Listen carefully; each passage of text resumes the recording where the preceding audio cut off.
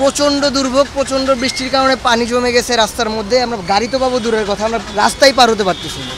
আমরা যে সাধারণ রাস্তা পার হবো সেটাই সম্ভব হচ্ছে না। বাড়তি ভাড়া এখনো পর্যন্ত আমি পাই নাই, বাট আমার সাথের একজন বাড়তি ভাড়ার জন্য একটা কমপ্লেন করছিল বাসের মধ্যে।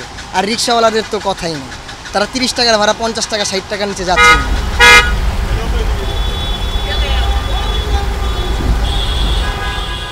খুব ভয়ানক, যে সব জায়গায় একই অবস্থা। কষ্ট তো অনেক, ঠান্ডা না ঠান্ডা লাগতেছে, অনেক ঠান্ডা। যাত্রী আছে মোটামুটি, গাড়ি কম, যাত্রী মোটামুটি। আমাদের অ্যাকচুয়ালি গাড়ি ঘোড়া নেই এই দুর্ভোগের মধ্যে। অনেক বৃষ্টি হচ্ছে, আমাদের এখন পরীক্ষা চলতেছে। এটা অবশ্যই দুর্ভোগের, কারণ পরীক্ষার সামগ্রীগুলো যদি ভিজে যায় তাহলে পরীক্ষা দিতে তো অবশ্যই কষ্ট হবে। এছাড়া ওই ভিজা পোশাকে 3 ঘন্টা ধরে এত লম্বা সময়ের পরীক্ষা দেওয়া অবশ্যই কষ্টজনক। এই বৃষ্টির ভিতরে তো মেট্রো চালু থাকলে ভালো হতো আমাদের জন্য। এই আমরা স্টুডেন্টরা তাইলে আর এই ভিজতে হইতো না।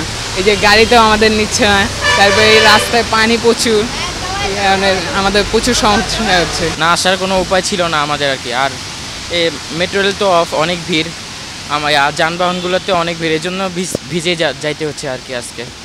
আর ছাতাও আনা হয় না এই জন্য।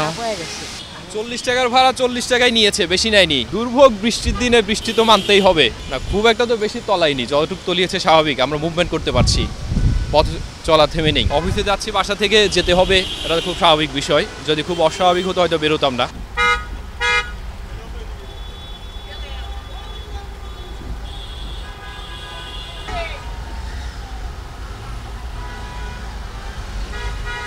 আরে বন্যা লাগে তো, পানি লাগে আহন্দা না, পানি লাগে আহন্দা না। বৃষ্টি হতে সকাল থেকে রাত্রে 12টা 10টা নামছি, এরপরে আর কেনছে না। 10 নম্বরে পানি বেশি লাগছে।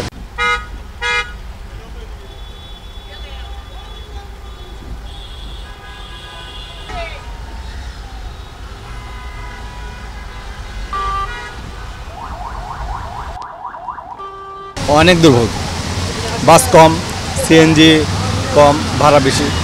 এখন যেটা 30 টাকা ভাড়া এখন 50 টাকা 60 টাকা এরকম চলছে। মোটরের সমস্যা হয়, এই কারণে 10 টাকা বেশি, ঠিক আছে। আমাকে পায়ের রিক্সা তো মনে করেন একটু 10 টাকা আরও বেশি, 40 টাকা ভাড়া হয়। পায়ের রিক্সা কষ্ট আছে।